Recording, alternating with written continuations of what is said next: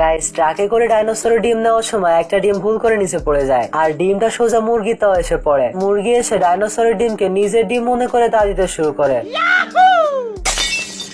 बाबू आपने खाना खाया दूध पिया आपने এখন প্রথম দুইটা ডিম থেকে তো সাধারণ বাচ্চা বের হয়, বা ডাইনোসরের ডিম থেকে বাচ্চা বের হতে চায় না। এজন্য মুরগি এসে নিজের পেছন গরম করে ডিমের উপর বসে পড়ে।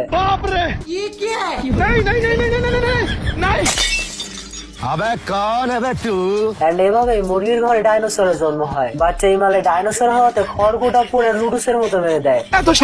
এদিকে মুরগি ডাইনোসরকে নিজের বাচ্চা মনে করে কেঁচো খুঁড়ে কেমনে কেউটে বের করতে হয় এইটা শেখাচ্ছিল। বাট এদিকে ইমালে তো আর এক কাটি সরেস, কেঁচো খুঁড়তে গিয়ে গুপ্তধন বের করে ফেলে।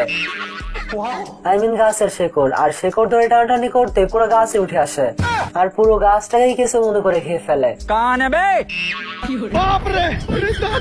এখন এই যুগে এসে ডাইনোসর দেখে বুড়ো দাদুর অবস্থা খারাপ হয়ে যায়। তোর আগে গেছিলাম তুই গাড়ি খেয়ে মদ চালাইছিস। বাটে দাদু আরো এক কাঠি উপরে, কারণ দাদু তো পুরো ডাইনোসরটাকে বেঁচে দেয়।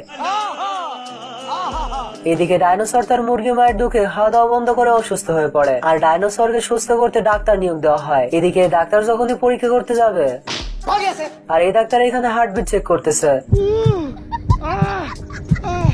প্রবলেমটা কোথায় শুনি? কোনো মাই আমার চয়েস করে না।